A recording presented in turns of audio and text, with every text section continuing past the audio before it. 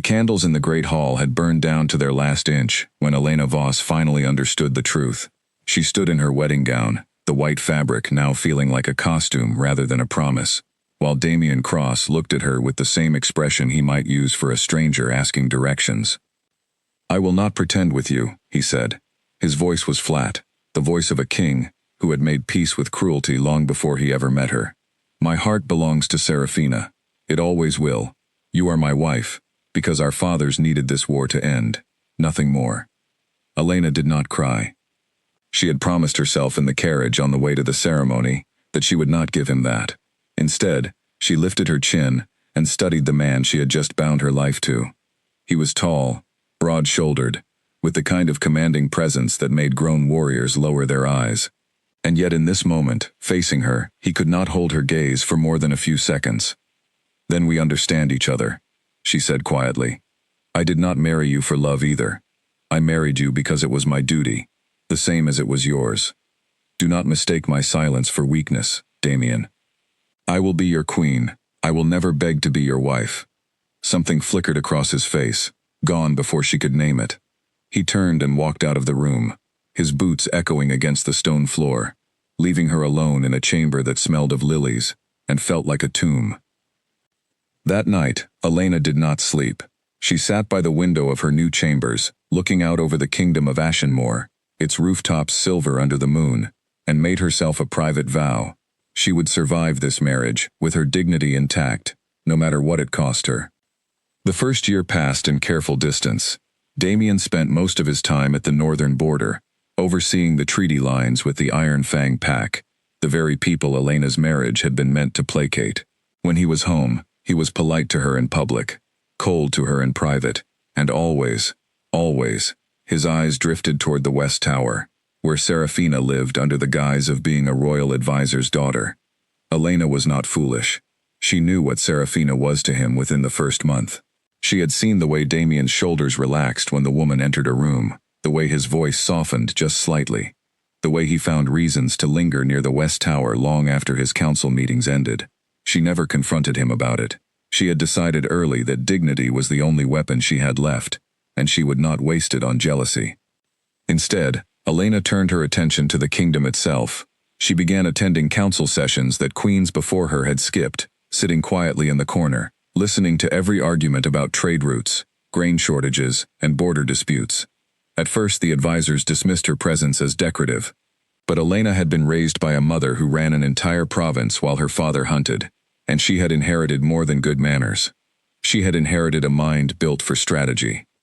6 months into her marriage, a famine threatened the eastern villages, after a brutal frost destroyed the autumn harvest.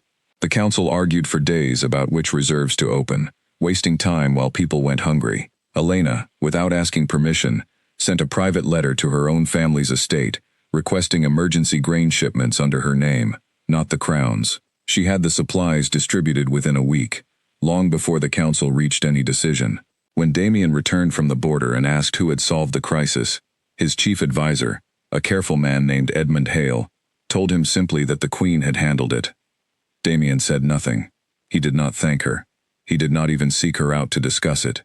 But that night, for the first time since their wedding, he watched her from across the dinner table, with something that was not quite indifference.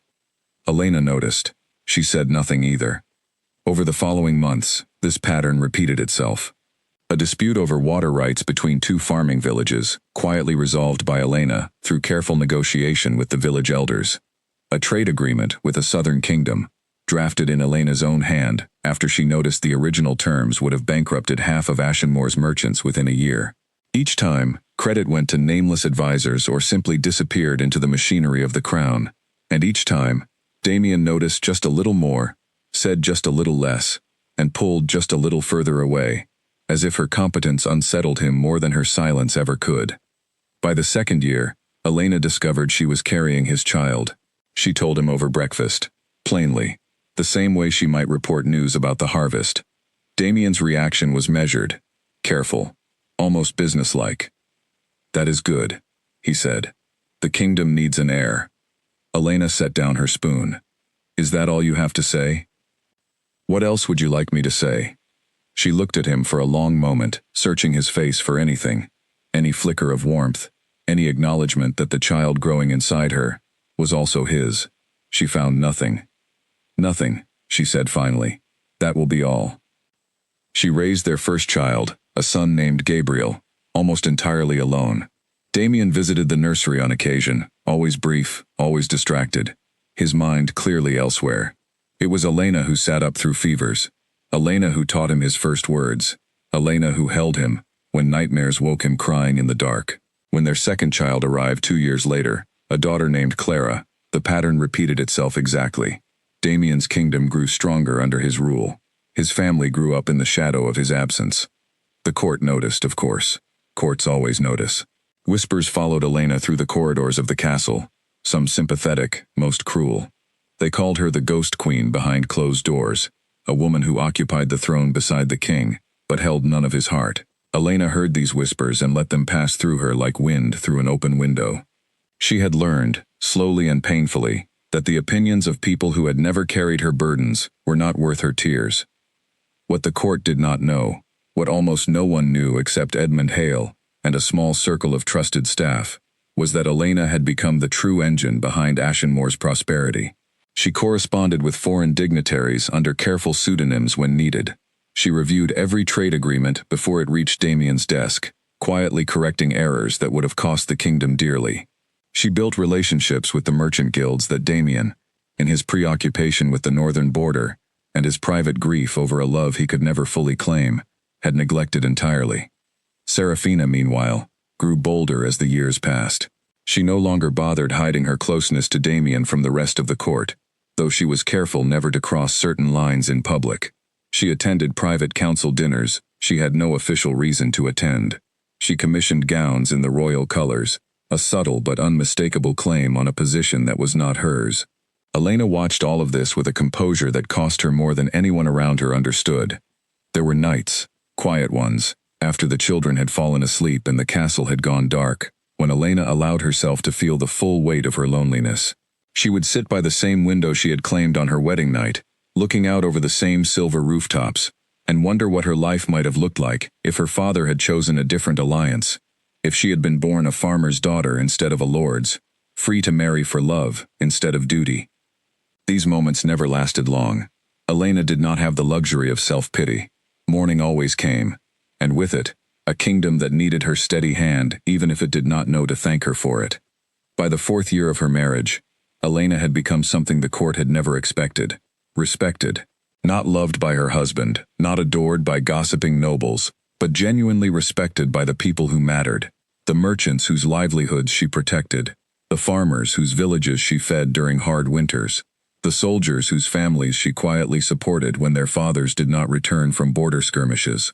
Her reputation grew, even as her marriage remained frozen in the same cold silence that had defined it since the very first night. Damien, for his part, seemed content to let the arrangement continue indefinitely. He ruled his kingdom with a firm hand, expanded its borders through careful diplomacy and occasional shows of force, and maintained his private devotion to Serafina in the shadows of his personal life. He was, by every external measure, a successful king. He had simply built his success on the back of a wife he refused to see. It was Edmund Hale who first tried to speak plainly to him about it. Late one evening, after a council session that had run long over yet another trade dispute Elena had quietly resolved before it ever reached the formal agenda, Edmund lingered after the others had left. "Your Majesty," he said carefully, "may I speak freely?" Damien, tired and distracted, waved a hand in permission. "The kingdom prospers," Edmund said. "Our granaries are full. Our trade routes are secure. Our treasury has grown steadily, for 4 years running, even through 2 difficult winters. Do you know why?" "Good governance," Damien said, only half listening. "Good governance from the Queen," Edmund corrected gently. "Every crisis this council has failed to resolve in a timely manner, she has resolved quietly, without seeking credit or attention. I have served 3 kings in my lifetime, Your Majesty, and I have never seen a queen with a mind as sharp as hers." Damien looked up then, something like irritation crossing his features. "Is there a point to this, Edmund?" "Only that it might serve you to look more closely at what is standing beside you," Edmund said, "before someone else notices it first." Damien dismissed the comment at the time, filing it away as the sentimental musing of an aging advisor. He did not yet understand how prophetic those words would become. He returned to his private chambers that night, his thoughts already drifting toward the West Tower, toward the woman he had convinced himself was his only true love, entirely unaware that the foundation of his kingdom, and soon, the foundation of his own pride, was about to begin to shift beneath him.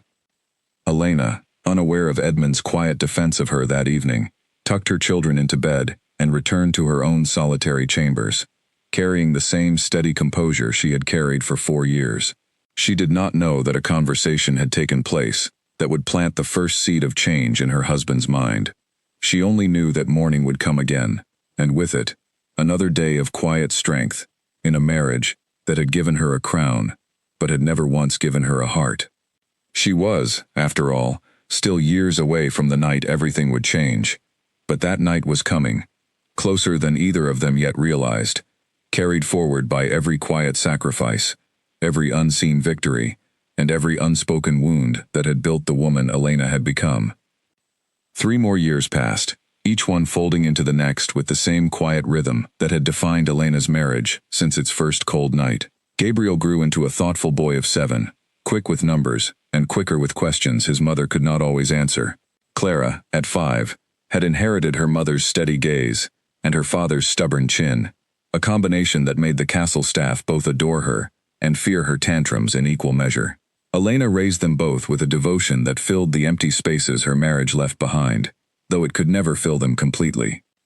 By the 7th year, Elena had become a fixture of quiet authority within Ashenmoor, a woman the merchants trusted more than they trusted the king's own treasury officials, a woman the border villages wrote to directly when disputes arose, bypassing the formal channels of court entirely, because they knew her answers came faster and fairer. She had built this reputation stone by stone, without fanfare, without complaint, and without ever once asking Damien for the recognition she had earned many times over. Damien's reputation, meanwhile, had grown along a different path. He was known across the northern territories as a warrior king, a man who had secured peace with the Iron Fang Pack through a combination of firm negotiation and the occasional demonstration of military strength that left no doubt about Ashenmoor's power. He was respected by other rulers, feared by potential enemies, and admired by his own soldiers for his willingness to stand on the front lines, rather than direct battles from a safe distance. He was, in nearly every sense that mattered to a kingdom, an excellent king. He remained, in nearly every sense that mattered to a wife, an absent husband. Seraphina's presence in the castle had grown more entrenched with each passing year. She held no official title, no formal position within the court, and yet she moved through the castle halls with the confidence of someone who believed herself untouchable. She had learned over the years to be careful in front of the children, polite in front of visiting dignitaries, and utterly transparent in front of anyone who understood the true nature of her relationship with the king. Elena had long since stopped feeling the sharp sting of jealousy whenever she saw the two of them together. What remained instead was something quieter and, in its own way, heavier. A weary understanding that she had built a life inside a house that was never truly hers. It was during this 7th year that a letter arrived from the neighboring kingdom of Thornfield, carried by a discreet courier who insisted on delivering it directly into Elena's hands, rather than through the usual diplomatic channels. The letter came from King Alistair Wren, a ruler Elena had corresponded with several times over matters of trade, always finding him thoughtful, direct, and refreshingly honest in his dealings. The letter itself was carefully worded, respectful of her position, but unmistakable in its intent. Alistair had heard, through channels that traveled faster than official diplomacy ever could, that the marriage between Elena and Damien existed in name only. He wrote that he had long admired her mind, her fairness, and the strength she had shown in circumstances that would have broken many others. He proposed, delicately but clearly, that should Elena ever find herself free of her current arrangement, he would welcome the chance to build a true partnership with her, one built on mutual respect rather than obligation. Elena read the letter 3 times before folding it carefully and placing it in a locked drawer of her writing desk. She did not respond immediately. She was not a woman who made decisions quickly, especially decisions that would reshape the lives of her children as much as her own. But she allowed herself, for the first time in 7 years, to imagine a future that did not involve waiting for a man who had made his priorities clear on their very first night together.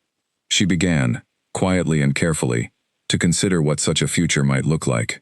She spoke with Edmund Hale, framing her questions as hypothetical matters of state, asking what precedent existed for a queen to seek release from a marriage of political convenience, once its original purpose, the ending of the war between their two kingdoms, had been fully secured for nearly a decade. Edmund, ever perceptive, understood immediately what she was truly asking, though he was too loyal to both Elena and the crown to speak of it beyond their private conversation. There is precedent, he told her carefully, though it would require the king's agreement, or a formal petition before the full council, which would not be without difficulty. And if the king does not object? Elena asked. Edmund studied her for a long moment. Then I believe, Your Majesty, that very little would stand in your way. Elena did not act on this knowledge immediately.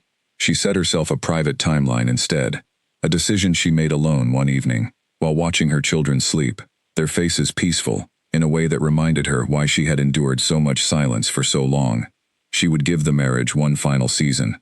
If nothing changed by the turn of winter, she would answer Alistair's letter honestly, and she would begin the long process of building a life where her heart was not simply tolerated, but genuinely wanted.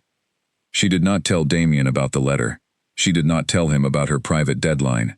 She continued, as she always had, to manage the kingdom's affairs with quiet competence, to raise their children with steady love, and to maintain the careful distance that had protected her heart for 7 long years. What Elena did not know was that the winds within the castle had already begun to shift in ways she could not yet see. Edmund Hale, disturbed by the quiet desperation he had glimpsed beneath Elena's composed questions, found himself thinking often of the conversation he had once tried to have with Damien, the one about looking closely at what stood beside him before someone else noticed it first. He began, subtly and carefully, to ensure that Damien's path crossed with evidence of Elena's true value more frequently than pure chance would allow. It started small. Edmund arranged for a visiting delegation from the southern trade cities to meet formally with the Queen regarding a new agricultural agreement, ensuring that Damien's schedule required his presence in the same meeting. The delegation's leader, a sharp and respected merchant named Oliver Bramwell, spent the better part of an hour praising Elena's grasp of complex trade mechanics, at one point turning to Damien directly and remarking, with evident sincerity, that Ashenmore was fortunate to have a queen with such a formidable mind guiding its economic policy. Damien said little during the exchange, but Elena noticed him watching her more closely than usual, as she walked Oliver Bramwell through the finer details of tariff structures and shipping schedules, answering his questions with a fluency that came from years of quiet study most of the court had never witnessed.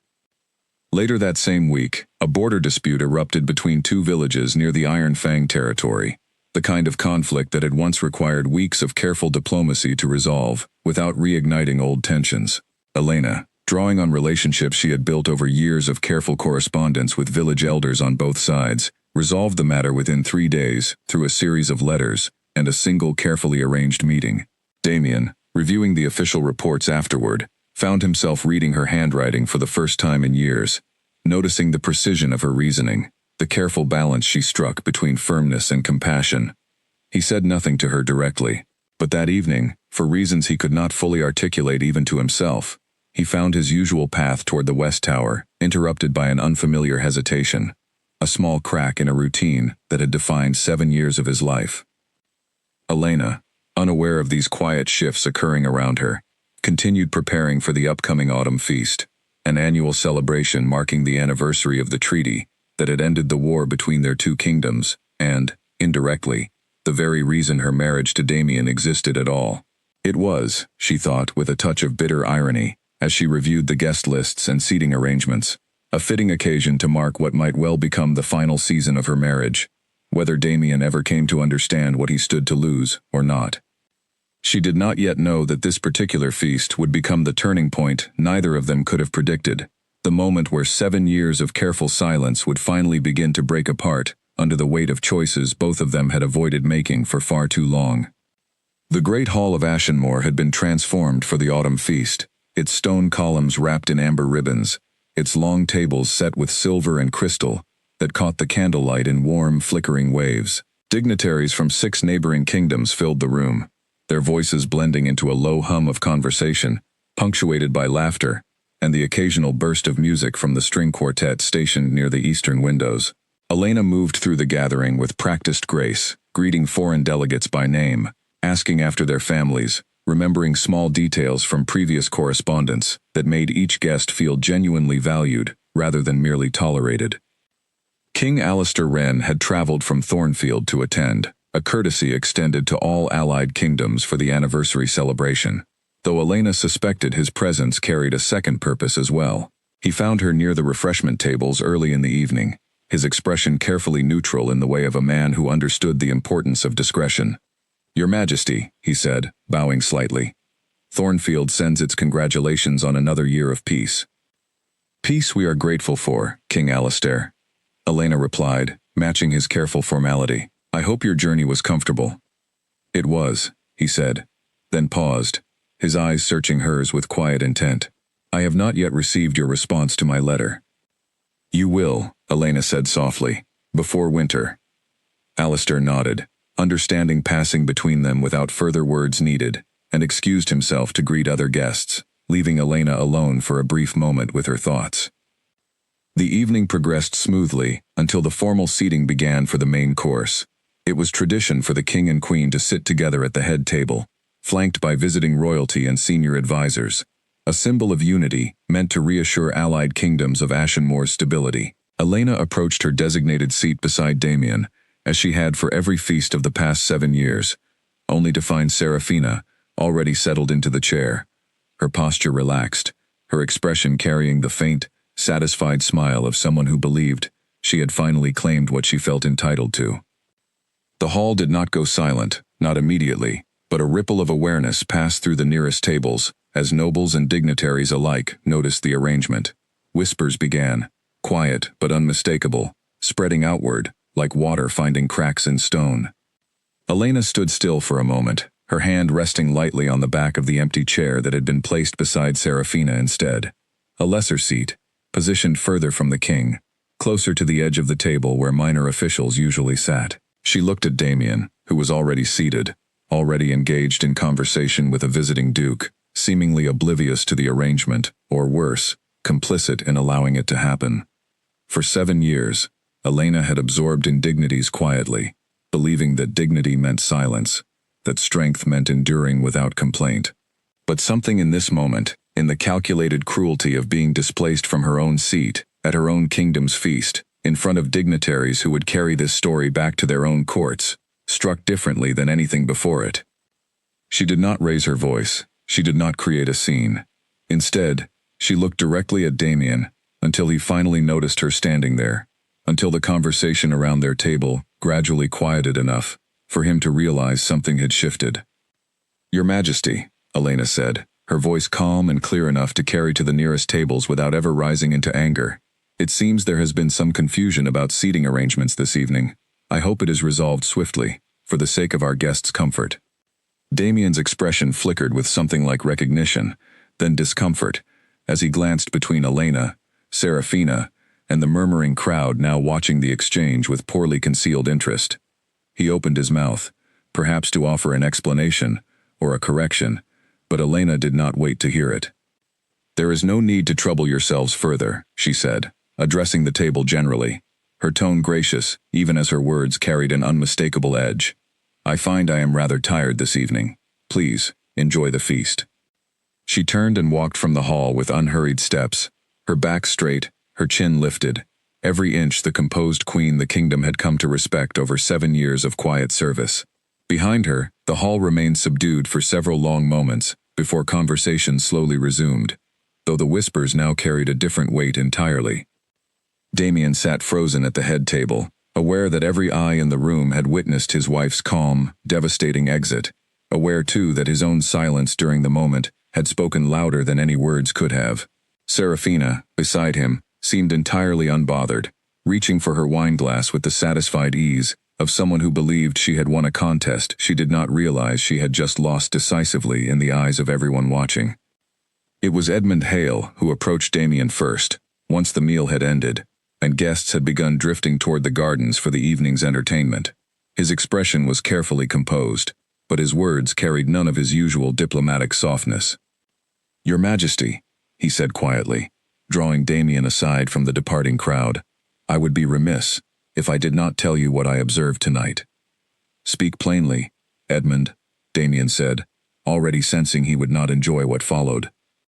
"You allowed your wife, the queen who has held this kingdom together in more ways than you have ever acknowledged, to be publicly humiliated in front of 6 allied kingdoms," Edmund said. King Alistair of Thornfield watched the entire exchange. So did the ambassador from Redgate, and the Duchess of Marrow Hollow, and no fewer than a dozen other dignitaries whose opinions of Ashenmoor's stability now include tonight's spectacle as evidence. Damien's jaw tightened. "It was a seating arrangement, Edmund, nothing more." "Was it?" Edmund asked, his voice quiet but unflinching. "Because from where I stood, it looked very much like a king, allowing one woman to publicly displace another, and choosing, through his silence, exactly which woman he considered disposable." The words landed with more force than Edmund likely intended, striking somewhere in Damien that he had spent 7 years carefully avoiding. He said nothing in response, turning instead to walk toward the private wing of the castle, where Elena's chambers were located, though he stopped himself before reaching the corridor, uncertain what he would even say to her, uncertain whether he had the right to say anything at all after tonight. Elena, meanwhile, sat alone in her chambers, having dismissed her attendants for the evening, needing solitude more than she needed company. She did not cry, though she allowed herself, finally, to acknowledge the full weight of what had happened. 7 years of careful dignity, of quiet strength, of telling herself that endurance was its own form of victory, and it had all led to this, a public humiliation, in front of the very kingdoms whose respect she had worked so hard to earn. She thought of Alistair's letter, still locked in her writing desk, and for the first time, she allowed herself to feel something other than careful consideration toward it. She felt relief at the thought that somewhere, someone saw her as worth choosing rather than worth tolerating. She did not know that outside her door, on the other side of the castle, her husband stood frozen in a corridor, wrestling with an unfamiliar and deeply uncomfortable realization that his silence tonight had cost him something he was only now beginning to understand he might not be able to get back. The feast concluded without further incident, the dignitaries eventually departing to their guest chambers, the musicians packing away their instruments, the great hall slowly emptying until only servants remained to clear away the remnants of a celebration that had, for at least one member of the royal family, gone very differently than intended.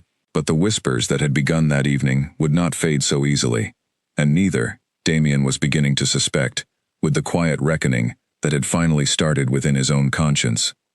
Morning came to Ashenmoor with a chill that seemed to settle deeper into the stone walls than usual, though the castle staff whispered that the true cold had nothing to do with the season, and everything to do with the events of the previous night. Damien rose before dawn, having barely slept, his mind circling back again and again to Edmund's words, and the image of Elena walking calmly from the hall, while an entire gathering of allied dignitaries watched in silence. He found himself, for the first time in years, seeking out records rather than avoiding them. He asked his personal steward to bring him the treasury ledgers from the past several years, along with the correspondence files typically handled by junior advisors. He told himself he was simply reviewing the kingdom's finances in preparation for the coming season, but some quieter part of him understood he was searching for something else entirely. What he found unsettled him more than he expected. Buried within routine financial reports were notations in Elena's precise handwriting, corrections to tariff calculations that had prevented significant losses during a difficult trading season 2 years earlier. Letters addressed to village elders in the Eastern Territories, resolving disputes that Damien remembered vaguely as having simply resolved themselves, apparently through Elena's direct and unacknowledged intervention. A trade agreement with the southern cities, drafted almost entirely in her hand, its terms far more favorable to Ashenmoor's merchants than anything his own council had proposed. He sat for a long time in his study, the morning light growing stronger through the tall windows, staring at evidence of 7 years of quiet competence he had somehow managed to overlook entirely. Later that day, as the visiting dignitaries began preparing for their departure, Damien encountered the Duchess of Marrow Hollow in one of the castle's garden courtyards. She was an older woman, sharp-eyed, and known throughout the allied kingdoms for her blunt honesty, qualities that had made her both respected and occasionally feared among her peers. "Your Majesty," she said, inclining her head in greeting. A lovely feast, though I confess, the ending left something to be desired. Damien's jaw tightened slightly. The seating arrangement was an oversight. The Duchess raised an eyebrow, clearly unconvinced but too polite to say so directly. Your queen handled it with more grace than most would have managed. I have dealt with her directly, on 3 separate trade matters over the years, King Damien, and I will tell you plainly, she is the sharpest negotiator I have encountered in either of our kingdoms, and I include your own counsel in that comparison, Damien asked, something in his chest tightening at the casual confirmation of what he had begun to suspect. Extensively, the Duchess said. Did you not know? Every agreement Marrow Hollow has signed with Ashenmoor in the past 5 years passed through her hands first. I assumed, given how thoroughly she managed matters, that she acted with your full knowledge and blessing. Damien said nothing, the silence stretching long enough that the Duchess studied him with new curiosity, before offering a polite farewell, and continuing on her way, leaving him alone in the courtyard, with the uncomfortable realization that his own wife had been quietly running significant portions of his kingdom's foreign affairs, without his knowledge, without his acknowledgement, and entirely without complaint. He returned to his private chambers that evening, and found himself, unusually, seeking out his own mother, the Dowager Queen Margaret, who had retired from active court life several years earlier, but still maintained sharp instincts about the people around her son. You look troubled, Margaret observed, as he settled into a chair across from her, the fire crackling softly between them. I am beginning to understand something I should have understood years ago, Damien admitted. Margaret studied her son carefully. About Elena? You knew, Damien said, not quite a question. Of course I knew, Margaret said, setting down her needlework. I have eyes, Damien. I have watched that woman hold this family and this kingdom together for 7 years, while you gave your attention elsewhere. I have wondered, more times than I can count, when you would finally notice what you had beside you. Why did you never say anything? Damien asked, an edge of frustration in his voice. Because you would not have listened, Margaret said simply. A man convinced of his own heart's direction rarely hears reason from his mother. I hoped you would come to it yourself, in your own time. I only worried it might be too late by the time you did. Damien sat with that for a long moment, the fire casting shifting shadows across the room. Last night, at the feast, she was displaced from her seat. I said nothing. Margaret's expression tightened with something between disappointment and concern. And what do you intend to do about that?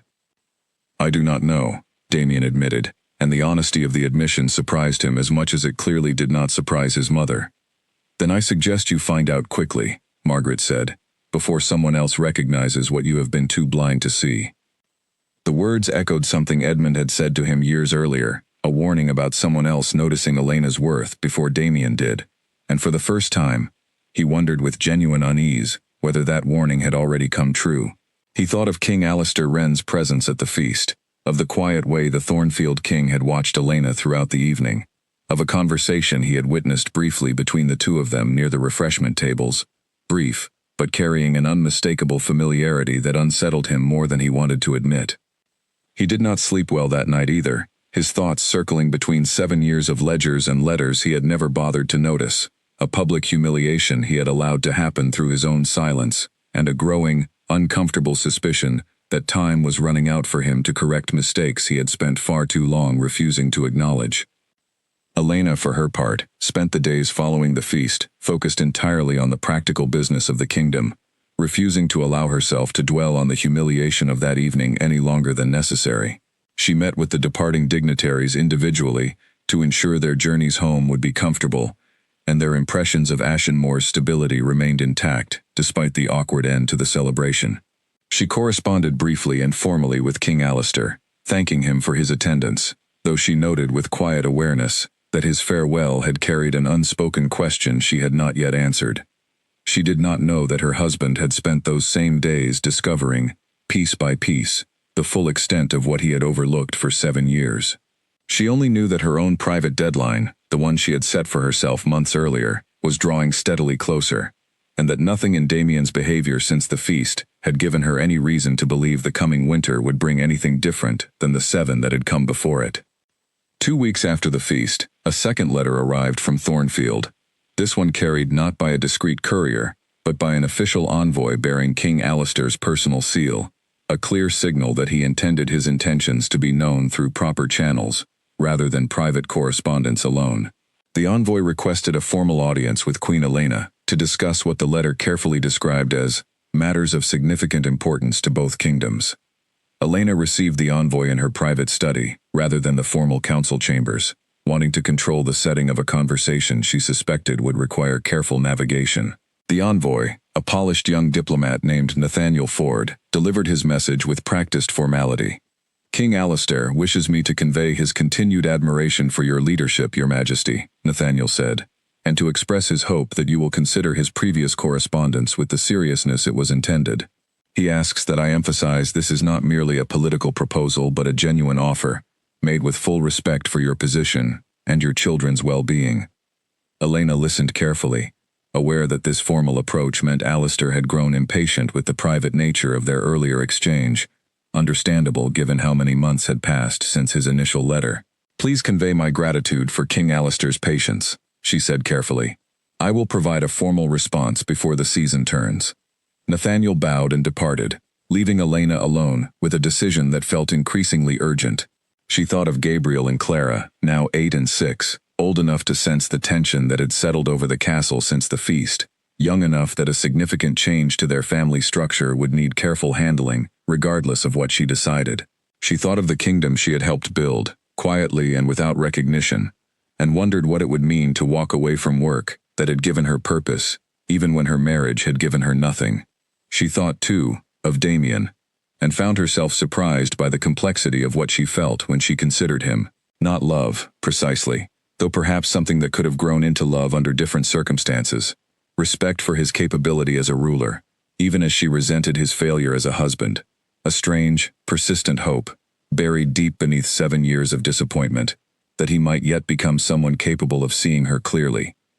She did not yet know that Damien had spent recent weeks doing exactly that, slowly and painfully, piece by piece, though his progress remained invisible to her, hidden behind his usual careful distance, and his own uncertainty about how to bridge a gap he had spent 7 years creating. Serafina, meanwhile, had noticed changes in Damien's behavior that unsettled her more than she cared to admit. He had begun asking questions about the kingdom's affairs that he had previously left entirely to his advisors, questions that inevitably led him toward information about Elena's involvement in matters Serafina had assumed remained safely invisible. He had grown quieter around her, more distracted, his attention drifting during their private conversations in ways that had never happened before. She confronted him about it one evening in the West Tower, her voice carrying an edge of frustration she rarely allowed herself to show. "You have been different since the feast," she said. "Distant." "I have been thinking," Damien said carefully, "about things I should have considered years ago." Such as what kind of king allows his own wife to be humiliated in front of 6 allied kingdoms and says nothing, Damien said, the words carrying more self-reproach than Serafina had ever heard from him. Serafina's expression shifted, something calculating passing behind her eyes, before she carefully smoothed it away. "She is the queen, Damien. These things happen. It was a seating arrangement, nothing more." "Was it?" Damien asked, echoing Edmund's earlier question, without realizing it. The phrase, having lodged itself somewhere in his conscience since the night it was first spoken to him. Serafina said nothing further on the matter that evening, but she left the conversation with a clear and unwelcome understanding that the foundation she had spent 7 years building beneath Damien's affection had begun, however slightly, to crack.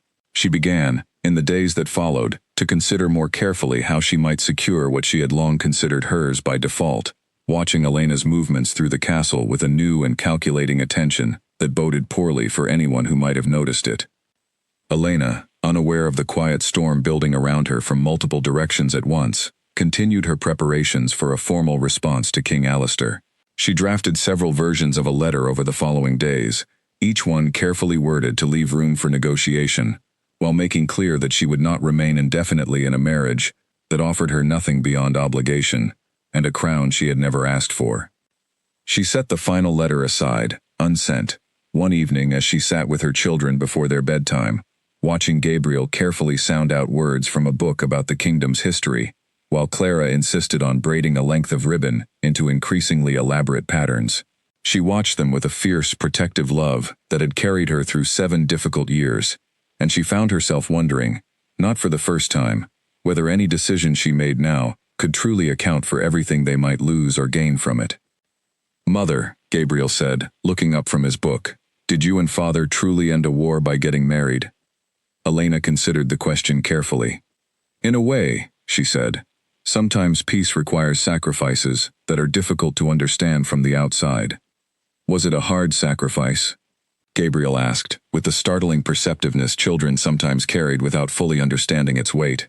Elena smoothed his hair back from his forehead, choosing her words with the same care she brought to matters of state. "It was worth it," she said, "because it gave me you and your sister. Whatever else it cost, that made it worthwhile." She meant it, entirely, even as she folded the unsent letter to King Alistair and placed it once again in the locked drawer of her writing desk, giving herself, without fully admitting it even to herself, a little more time before the winter deadline she had set arrived, and forced her hand entirely. Outside her chambers, unseen and unheard, the quiet machinery of change continued turning, drawing Damien, Elena, Serafina, and Alistair, all steadily toward a reckoning that none of them could yet fully see coming, though each of them, in their own way, had already begun preparing for it. Winter arrived early that year, frost settling over Ashenmoor's gardens weeks before the usual season, as if the kingdom itself sensed the reckoning approaching within its castle walls. Damien found himself increasingly unable to settle into his usual routines, his mind returning again and again to the ledgers he had reviewed, the Duchess's blunt assessment of Elena's capabilities, his mother's quiet disappointment, and above all, the memory of Elena walking calmly from the great hall while he sat frozen, saying nothing. He began, without fully deciding to, observing his wife more closely than he had in years. He noticed things he had somehow managed to overlook throughout their entire marriage. The way she listened fully when someone spoke to her, giving them her complete attention in a way few rulers bothered to offer anyone beneath their station. The patience she showed with Gabriel's endless questions, and Clara's occasional stubbornness. The quiet authority she carried into council meetings, never raising her voice, never needing to, because those around her had learned over years that her judgment rarely proved wrong. One afternoon, passing near the castle's eastern courtyard, Damien paused unseen behind a stone archway and watched Elena in the garden with their children. Gabriel was attempting to teach Clara some complicated game involving a ball and a series of chalk marks on the courtyard stones, and Elena sat nearby on a garden bench, offering gentle guidance whenever their game threatened to dissolve into an argument, her laughter carrying across the courtyard when Clara finally managed to complete whatever challenge her brother had set for her. Damien stood there longer than he intended, watching a scene of genuine warmth and family that he realized, with a discomfort that settled deep in his chest, he had witnessed only from a distance for the entirety of his children's lives. He had been present for their births, dutiful in his obligations, but he had never once sat on that bench beside Elena, never once laughed at their children's games, never once built the kind of easy warmth that seemed to flow so naturally between Elena and their son and daughter. He thought of Serafina, and found himself, for the first time in 7 years, questioning the foundation of a devotion he had never before allowed himself to examine too closely. He had told himself, since before his marriage to Elena, that Serafina was his true mate, the one person capable of holding his heart completely. But watching Elena in the courtyard, he found himself wondering whether he had ever truly tested that belief, or whether he had simply accepted it as fact because questioning it would have required him to confront choices he had made that could not easily be undone. That evening, he sought out Edmund Hale in the advisor's private study, a location Damien rarely visited without specific business to discuss. "I find myself troubled, Edmund," he admitted, settling into a chair across from his old advisor's desk. "By the Queen?" Edmund asked, though it was clear from his tone that he already suspected the answer. "By everything I have failed to see for 7 years, Damien said. "I have built my understanding of love around a feeling I experienced once, as a young man, before I truly understood what a partnership required. I called it a bond that could not be questioned, and I used that certainty as an excuse to overlook a woman who has done more for this kingdom in 7 years than I have properly acknowledged in 7 days. Edmund studied him carefully. "What do you intend to do with this realization, Your Majesty?" I do not know, Damien admitted again, the same uncertain answer he had given his mother weeks earlier. I fear it may already be too late. I fear I have spent so long building walls around my own heart that I no longer know how to tear them down, or whether Elena would even want me to attempt it after everything I have failed to give her. Perhaps, Edmund said carefully, the question is not whether it is too late, but whether you are willing to try, regardless of the outcome. The Queen has never once, in 7 years, asked anything of you beyond basic courtesy. If you wait for certainty before acting, Your Majesty, I fear you will wait until the choice has been taken entirely out of your hands. Damien sat with those words long after he left Edmund's study, the weight of them settling into a resolve he had not felt in years. He began, in small and uncertain ways, to change his behavior, though he moved carefully, aware that 7 years of distance could not be undone, through sudden gestures that might feel more alarming than genuine, to a wife who had learned to expect nothing from him. He began attending the children's morning lessons occasionally, sitting quietly at the back of the schoolroom, rather than delegating the responsibility entirely to tutors and Elena. He asked Elena directly, for the first time in years, about her opinion on a matter of trade policy that had come before the council, listening genuinely to her response, rather than simply nodding through the formality of the question. He noticed, with a mixture of guilt and quiet determination, how surprised she seemed each time he made these small overtures, as though she had long since stopped expecting anything different from him, and did not yet trust that anything had truly changed. Serafina noticed these changes as well, and her earlier unease sharpened into something closer to alarm. She began, in the days that followed, spending less time waiting for Damien to visit the West Tower, and more time watching the castle's daily rhythms, searching for opportunities to reassert the position she had grown accustomed to holding, without challenge, for 7 years. She was not a woman inclined to surrender easily what she believed belonged to her, and as Damien's attention drifted further from her, and toward the wife he had spent years ignoring, Serafina began quietly considering measures far less patient than she had ever needed to employ before. Elena, for her part, noticed Damien's small changes as well, though she remained guarded, unwilling to allow herself hope that might only lead to fresh disappointment. She had built her strength over 7 years precisely by expecting nothing from him, and she was not prepared to abandon that protection, based on a handful of unusual gestures that might mean everything, or, just as easily, might mean nothing at all. The winter deadline she had set for herself continued to approach, unmoved by the quiet shifts occurring around her, and Elena found herself increasingly aware that whatever choice she ultimately made, it would need to be made soon, before circumstances beyond her control decided the matter for her instead. Serafina's first attempt to reclaim her position came quietly, disguised as concern for the kingdom's stability. She approached Damien one evening with news she claimed to have overheard from a servant, suggesting that Elena had been engaged in private correspondence with King Alistair of Thornfield that went beyond ordinary diplomatic courtesy. She framed the information carefully, careful to plant suspicion rather than state accusation outright, knowing that a direct attack might reveal her own motivations too clearly. Damien listened to her with a stillness that unsettled her, saying little in response. Rather than reacting immediately with jealousy or anger as Serafina had hoped, he found himself instead recalling the correspondence with Alistair that he had glimpsed briefly during his review of Elena's records, correspondence that had appeared entirely professional in nature, focused on trade agreements and border cooperation between their two kingdoms. He did not share this observation with Serafina, choosing instead to investigate the matter himself before drawing any conclusions. He requested, through Edmund, a discreet review of the correspondence Elena had exchanged with Thornfield over recent months. What he discovered troubled him, though not in the way Serafina had intended.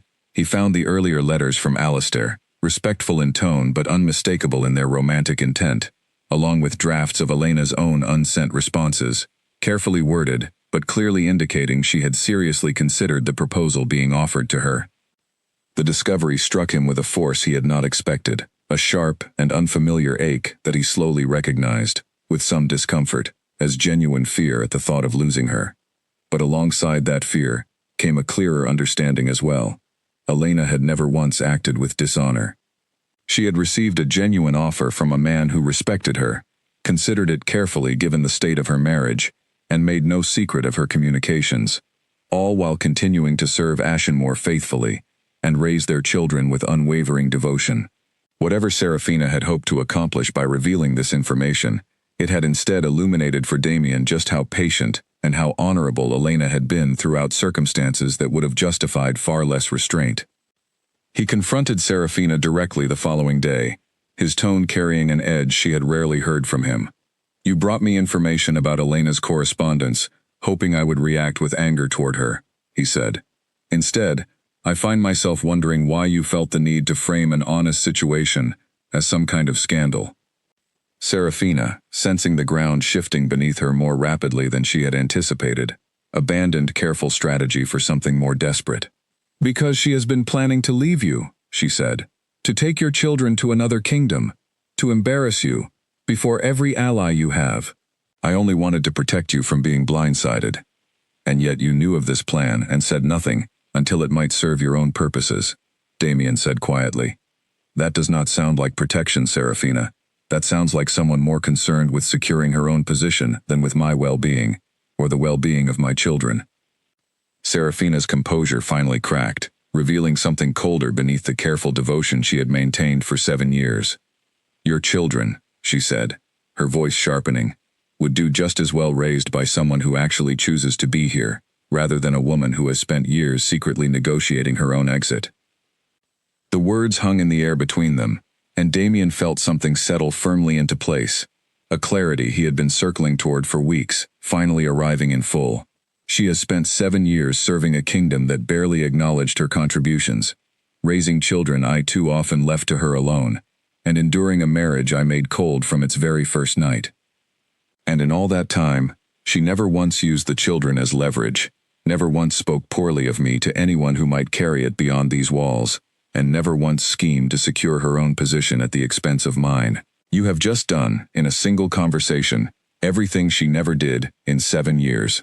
Serafina said nothing further, her expression shifting into something unreadable as she realized the full extent of what her attempted manipulation had cost her. Within the week, word reached Damien through a different, entirely unconnected source, that Serafina had also attempted to bribe a member of the castle's correspondence staff to intercept and destroy any further letters between Elena and Thornfield, an act that, had it succeeded, would have left Elena unaware of critical diplomatic communications and potentially damaged Ashenmoor's relationship with an important ally. This second discovery removed any remaining doubt Damien might have held. He summoned Serafina to a private audience, his manner formal in a way it had never been throughout their years of closeness. "You will leave Ashenmoor by the end of the season," he told her. "I will ensure you are provided for comfortably, given our history, but you will hold no further position within this court, and you will have no further contact with my wife, my children, or the affairs of this kingdom." Serafina left the audience without argument, understanding, finally, that whatever hold she had maintained over Damien for 7 years had been built on something far more fragile than either of them had once believed.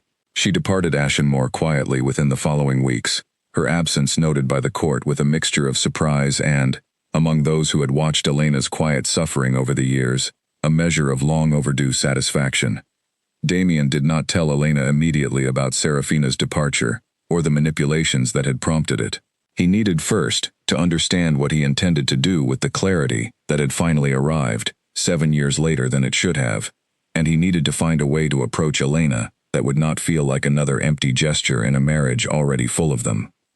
He thought of Edmund's words, about waiting for certainty until the choice was taken entirely out of his hands, and he understood, with a sharp and sudden urgency, that Elena's winter deadline, whatever exact date she had set for it, was drawing dangerously close.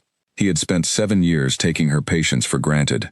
He would not survive watching her finally, rightfully, spend that patience on someone else. The first snow of the season fell over Ashenmoor on the same night Elena finally decided to send her letter to King Alistair. She had drafted the final version that afternoon, sealed it with her own private mark rather than the Crown's official seal, and placed it on her writing desk to be sent by courier the following morning. She sat afterward by her chamber window, watching snowflakes settle over the same silver rooftops she had studied on her wedding night, 7 years and 1 season ago, and allowed herself, finally, to feel the quiet grief of a marriage she was choosing to release. She did not hear Damien approach her chamber door until his knock broke the silence, soft and uncertain, in a way that was entirely unlike him. She rose and opened the door, to find him standing there, without the composed authority he wore, as easily as his crown, his expression instead carrying something raw and unguarded that she had never once seen from him in 7 years of marriage. "May I speak with you?" he asked, "not as your king, but simply as myself." Elena studied him carefully, surprise and caution warring within her, before stepping aside to let him enter. He did not sit, choosing instead to stand near the window, looking out at the falling snow for a long moment, before turning to face her fully. "I have spent 7 years telling myself a story about my own heart," he began, his voice low and unsteady, in a way that made Elena realize, with quiet astonishment, that the composed king she had married had genuinely never spoken to her this honestly before. "I convinced myself that what I felt for Serafina, years ago, before we married, was a bond too powerful to question, and I used that conviction as an excuse to give you nothing of myself beyond obligation. I was wrong, Elena. Not simply wrong about the depth of that old feeling, though I have come to understand it was far shallower than I believed. I was wrong about you. I was wrong about what you deserved, and what you gave this kingdom, and what you gave our children, every single day for 7 years, while I looked elsewhere entirely." Elena said nothing at first, her arms crossed protectively, her expression guarded despite the visible sincerity in his voice. "Why are you telling me this now?" she asked finally, after 7 years of silence. "Because I nearly lost the chance to tell you at all," Damien admitted. "Because I have spent recent weeks discovering, piece by piece, everything I overlooked. The ledgers you corrected, the disputes you resolved, the trade agreements you drafted, while I took credit I never earned. The Duchess of Marrow Hollow told me plainly that you are the sharpest negotiator she has encountered in either of our kingdoms, and I realized I had never once told you that myself, had never once thanked you, had never once looked at you the way I should have looked at you from our very first night together." "And Serafina?" Elena asked quietly, needing to hear it stated plainly rather than assumed. "She has left Ashenmore," Damien said. "Not because of you, because I finally saw clearly what she truly was, and what she was willing to do to protect a position she never deserved to hold over you in the first place. I will not pretend the ending of that chapter makes up for 7 years of choosing it in the first place. Nothing can undo that, Elena. I am not here tonight to ask you to forget what I cost you. Then why are you here?" Elena asked, her voice carrying the weight of genuine uncertainty, rather than the careful composure she had maintained through the years. Damien crossed the room slowly, stopping a respectful distance from her, his expression carrying none of the confident authority she had married 7 years earlier. "I am here," he said, "because I love you. Not the idea of you, not the queen who solved my kingdom's problems while I failed to notice, but you, Elena, the woman who raised our children, with a devotion I never earned the right to witness, who carried this kingdom's burdens without ever once asking for recognition, who endured 7 years of my cruelty, with more grace and strength than I deserved. I am asking you, not as your king, but as a man who understands he has thrown away 7 years he can never get back, for a chance to earn your heart properly, however long that might take, and however unlikely I understand it is that you would grant it." Elena's composure, built carefully over 7 years of quiet endurance, finally began to waver, though she held herself steady, aware of the locked drawer in her writing desk, and the letter waiting to be sent in the morning. "I have a letter," she said quietly, "ready to be sent to King Alistair of Thornfield. I made a decision, Damien, long before tonight, that I would not spend another winter, waiting for a husband who might never see me clearly." "Then send it if you must," Damien said, and the words seemed to cost him something significant, though his voice remained steady. "I will not ask you to destroy it, or to pretend 7 years of silence can be undone by a single conversation, however honest. I am asking only for the chance to prove, through actions and not simply words, that I am capable of becoming the husband you should have had from the very beginning. If, after that chance, you still find Thornfield offers you something I cannot, I will not stand in your way, whatever it costs me." Elena studied him for a long moment, searching his face for the calculation, or convenience, that had defined their marriage from its very first night, and finding instead something that looked, for the first time, genuinely humbled. She did not answer him immediately. She was not a woman who made important decisions quickly, and 7 years of caution were not so easily set aside by a single midnight confession, however sincere it appeared. "I need time," she said finally. "Not to consider Thornfield's offer alongside yours, but to see whether what you are telling me tonight survives beyond tonight itself. Words are simple, Damien. You taught me that lesson yourself, 7 years ago, on our very first night together, when you told me plainly where your heart belonged. I will not make the mistake of believing new words simply because they are kinder than the old ones." "That is more than fair," Damien said quietly. "I do not expect trust to return overnight. I only ask for the chance to earn it back, however long that takes." Elena nodded once, a small gesture that carried enormous weight, neither promise nor rejection, simply an acknowledgement that the conversation, however significant, marked only a beginning rather than a resolution. Damien left her chambers that night without pressing further, understanding, finally and completely, that whatever he hoped to rebuild would require far more than a single confession, however honest, however long overdue. Elena sat alone afterward for a long while, the unsent letter still resting in her locked drawer, the snow continuing to fall softly outside her window, and allowed herself, for the first time in 7 years, to wonder whether the man she had married on that cold first night might yet become someone worth choosing freely, rather than someone she had simply been obligated to endure. Elena did not send her letter to King Alistair the following morning. Instead, she wrote a different one, honest and respectful, thanking him sincerely for his admiration and his patience, explaining that circumstances within her own household had shifted in ways that required her full attention before she could consider any proposal beyond her current marriage. She did not close the door entirely, aware that trust once broken required more than intention to rebuild, but she gave herself, and Damien, the season he had asked for.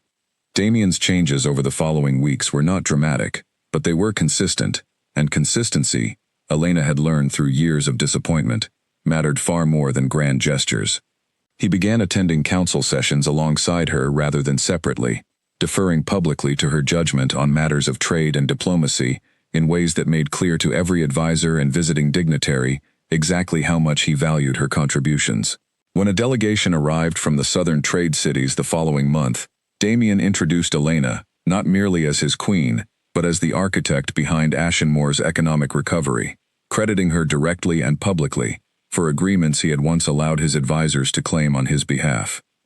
He began spending genuine time with Gabriel and Clara as well, not the brief, distracted visits of previous years, but real presence, sitting through their lessons, learning Gabriel's fascination with the kingdom's old maps, discovering Clara's surprising talent for strategy games that left him genuinely impressed rather than merely dutiful.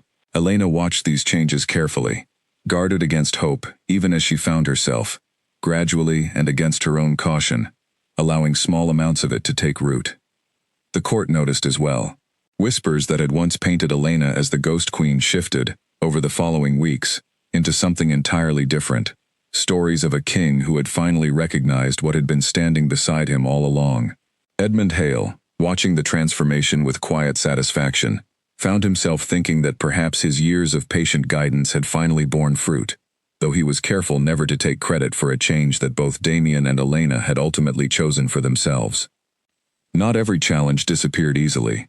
Word reached the castle that Serafina, settled now in a distant province, had attempted to spread stories among minor nobles, suggesting Damien's changed behavior was merely temporary, a passing guilt that would fade once the immediate scandal of her departure had settled.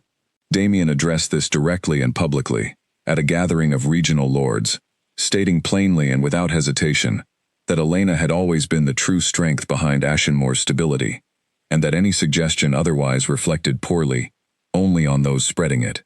The gesture, public and unambiguous, did more to silence the lingering rumors than any private reassurance could have accomplished. There remained, too, moments of genuine difficulty between Elena and Damien as they navigated the delicate process of rebuilding something that had never truly existed between them before. Elena found herself, on several occasions, retreating into the careful guardedness that had protected her for 7 years, uncertain whether to trust a warmth that still felt unfamiliar after so long without it.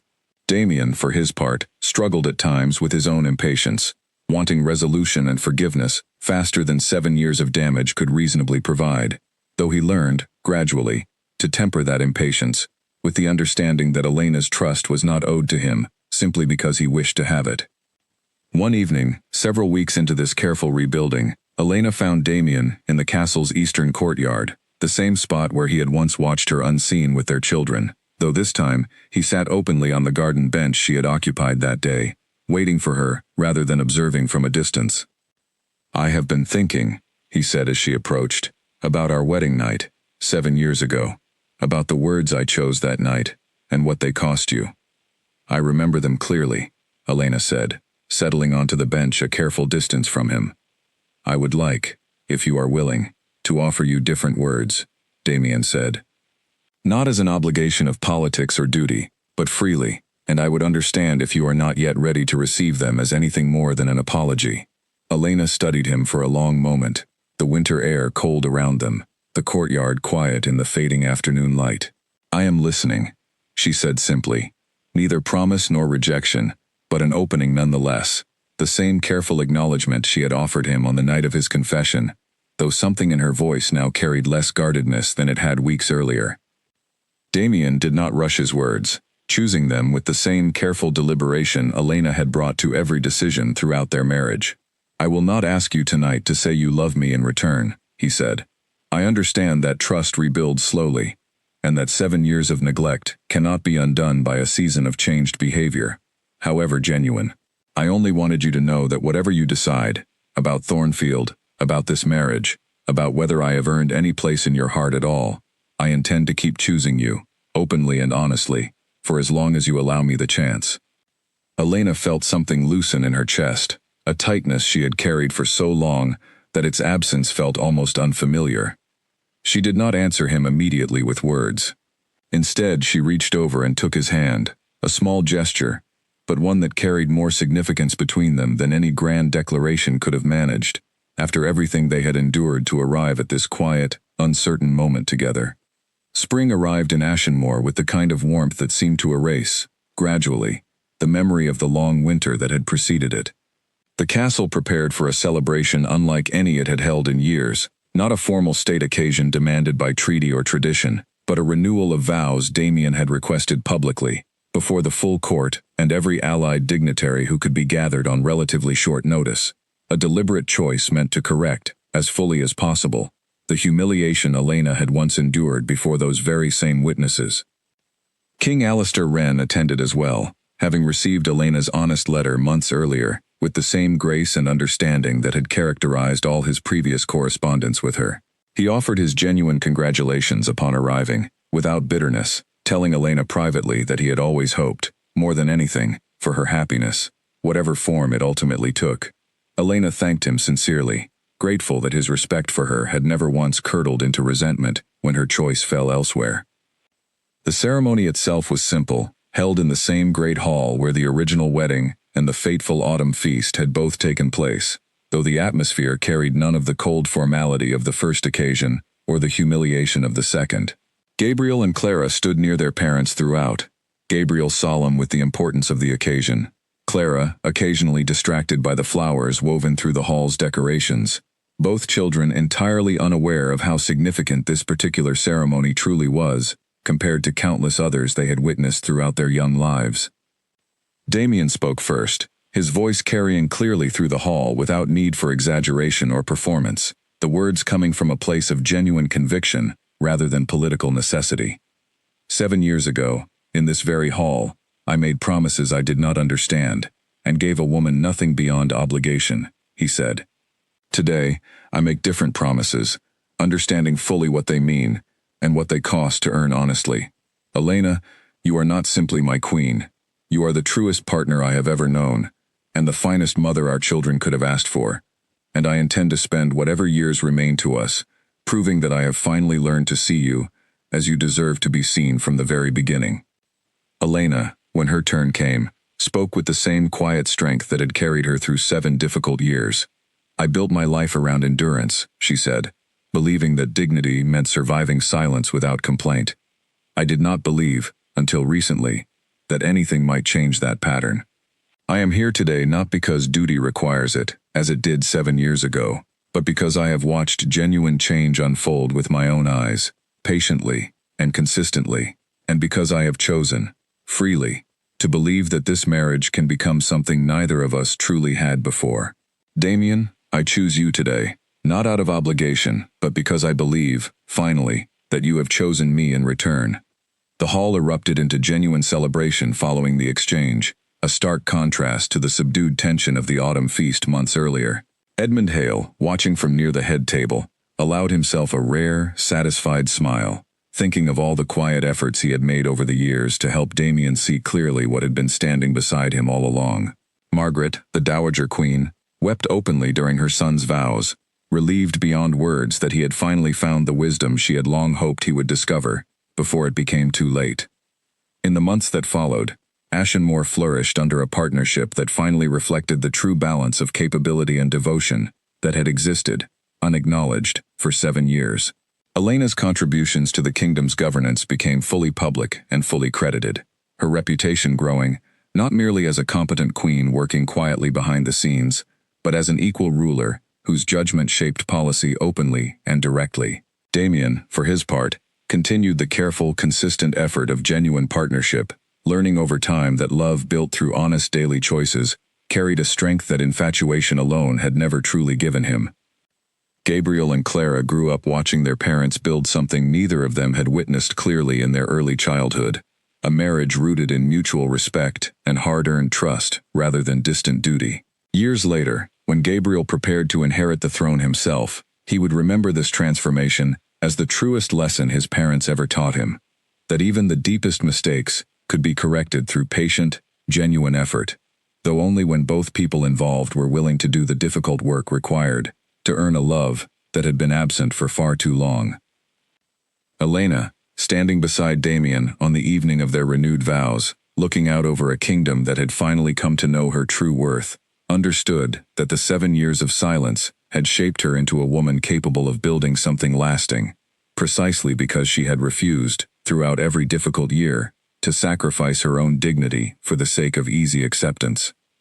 She had waited, not passively, but with quiet strength, for a love that finally matched the devotion she had given so freely all along, and in choosing Damien again, freely and without obligation, she claimed for herself the ending she had always deserved, but had never once been guaranteed.